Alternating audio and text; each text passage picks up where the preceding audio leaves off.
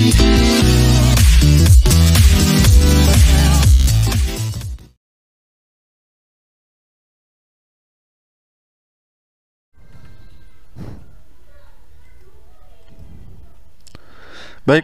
Bapak Ibu, kita mulai dari latihan soal yang pertama. Kegiatan pembelajaran yang melibatkan secara maksimal seluruh kemampuan peserta didik yang diawali dengan pemberian rangsangan, mengajak peserta didik dalam mengidentifikasi masalah, melakukan pengumpulan data, dan mengolah data sehingga mampu memberikan pembuktian dan menarik simpulan. Model yang tepat digunakan untuk kegiatan pembelajaran di atas adalah, nah, jawaban yang tepat di sini adalah B ya, Bapak Ibu, yaitu discovery learning. Nah, sekarang kita bahas satu persatu dulu dari A, C, D, dan terakhir nanti kita bahas yang B ya. Untuk yang A, jadi project based learning atau pembelajaran berbasis proyek adalah metode pembelajaran yang menggunakan, ini titik tekannya, proyek atau kegiatan sebagai media. Peserta didik di sini nanti melakukan eksplorasi, penilaian, interpretasi, sintesis, dan informasi untuk menghasilkan berbagai bentuk hasil belajar. Oke, kita masuk ke inquiry learning ya Bapak Ibu. Inquiry based learning atau IBL yaitu teknik mengajar di mana guru melibatkan siswa di dalam proses belajar melalui penggunaan cara-cara bertanya, cara-cara aktivitas problem solving, dan juga berpikir kritis. Itu IBL. Nah, sekarang yang PBL atau problem based learning. Kalau ada kata problem pasti ini masalah ya Bapak Ibu ya. Merupakan model kurikulum yang hubungannya dengan masalah dunia nyata siswa. Jadi masalah yang diseleksi ini harus mempunyai dua karakter penting nantinya. Yang pertama, masalah harus autentik yang berhubungan dengan konteks sosial siswa, dan yang kedua, masalah harus berakar pada materi subjek dari kurikulum. Nah, yang terakhir adalah yang B ini tadi, discovery learning, sesuai dengan soal ini, yaitu pembelajaran atau metode mengajar yang mengatur pengajaran sedemikian rupa sehingga anak ini memperoleh pengetahuan yang sebelumnya belum diketahuinya. Itu tidak melalui pemberitahuan. Sebagian atau seluruhnya ini ditemukan sendiri. Di sini titik tekannya dari soal ini tadi yang perlu kita perhatikan adalah kemampuan peserta didik yang diawali dengan pemberian rangsangan, mengajak peserta didik dalam mengidentifikasi masalah, melakukan pengumpulan data dan mengolah data sehingga mampu memberikan pembuktian dan menarik simpulan. Nah, ini adalah pembelajaran discovery learning. Oke, Bapak Ibu, kita masuk latihan soal berikutnya. Peserta didik diminta untuk menyebutkan nama tumbuhan yang ada di sekolah. Nah, aktivitas pembelajaran tersebut masuk ke dalam dimensi pengetahuan. Nah, jawabannya adalah faktual ya. Kenapa bisa faktual? Mari kita bahas Bapak Ibu.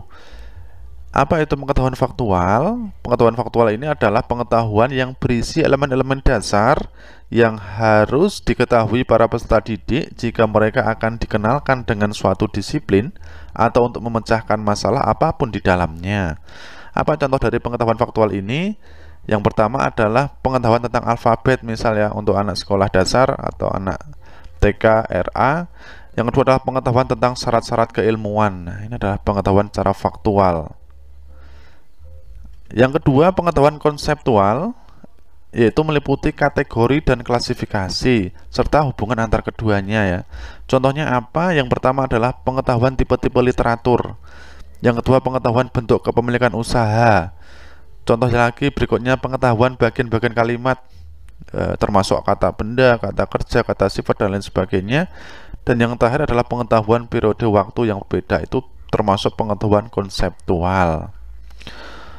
Oke, kemudian pengetahuan yang ketiga adalah pengetahuan prosedural, yaitu pengetahuan yang diungkapkan sebagai suatu rangkaian langkah-langkah, skema-skema yang secara kolektif dikenal sebagai prosedur, alur ya. Jadi contohnya adalah pengetahuan keterampilan macam-macam algoritma persamaan kuadrat, ataupun pengetahuan keterampilan mengartikan kata sesuai analisa struktur. Bisa juga pengetahuan keterampilan melukis dengan cat air. Ini termasuk contoh dari pengetahuan prosedural. Dan yang terakhir adalah pengetahuan metakognitif, yaitu pengetahuan mengenai kesadaran secara umum, sama halnya dengan kewaspadaan dan pengetahuan tentang kesadaran pribadi seseorang.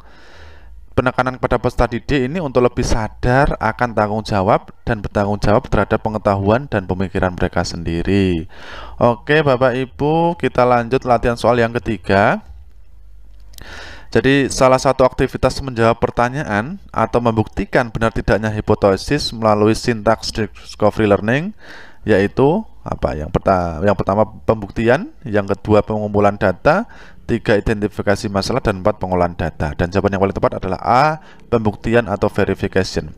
Kita semua tentu ingat bahwa sintaks dari discovery learning ini ada berapa? 6 ya Bapak Ibu. Yang pertama ini adalah stimulation atau stimulasi pemberian rangsangan.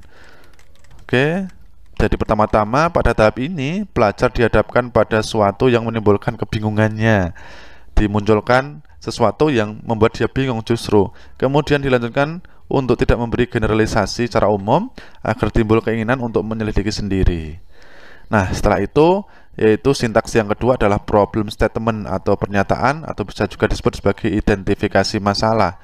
Jadi dalam sintaks yang kedua ini, guru memberi kesempatan kepada siswa untuk mengidentifikasi sebanyak mungkin agenda-agenda masalah yang relevan dengan bahan pelajaran berdasarkan hasil stimulasi, kemudian salah satunya dipilih dan dirumuskan dalam bentuk hipotesis atau jawaban sementara atas pertanyaan masalah.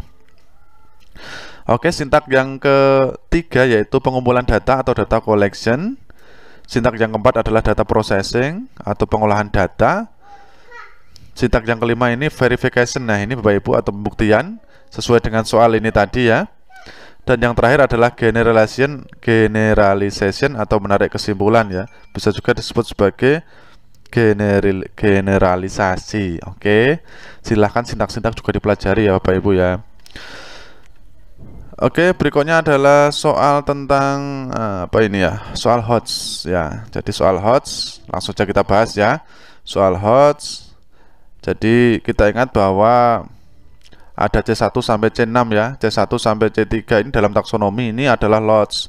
C1 sampai C3 itu mengingat, memahami, dan menerapkan atau mengaplikasikan. Ini soal termasuk kategori LOTS.